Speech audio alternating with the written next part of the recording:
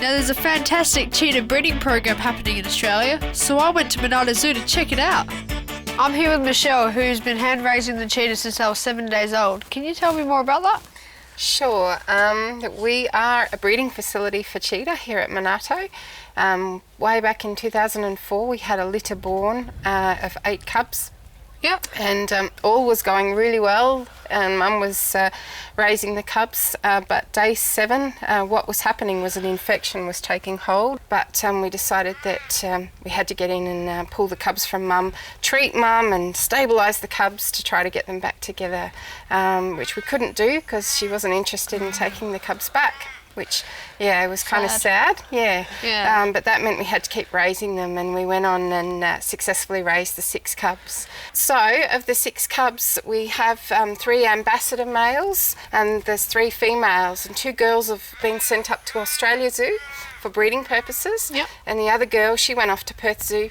And she was on loan to them and has returned back to us as a breeding girl. So Michelle, why do we need a breeding program?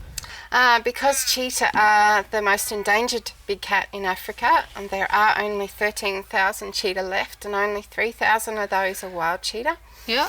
Thanks to conservation efforts in the wild, the numbers have increased a little bit, so positive efforts are being made to save the cheetah, raise awareness across Africa. Okay. Because cheetah are non-confrontational, they're the fastest land animal, and yes, they're a big cat, but they're only adapted for speed. They're not strong and aggressive, so that sadly makes them vulnerable.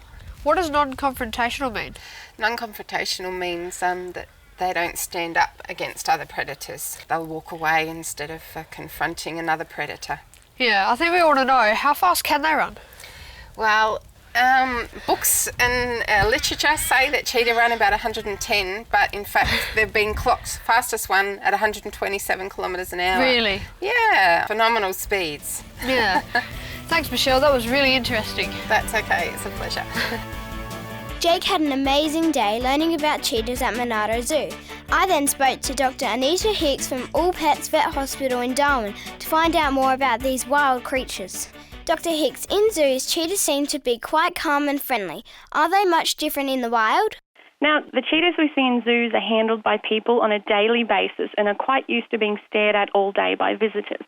But cheetahs in the wild are a very different story. And what are the main health issues they can have? Cheetahs suffer from many of the same diseases that our domestic cats suffer from, such as cat flu caused by a viral infection, which can cause sneezing and watery eyes, just like when we have the flu. Is it hard to treat a sick cheetah in the wild?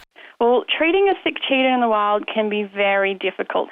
They camouflage themselves so well that finding them in the first place can be very tricky.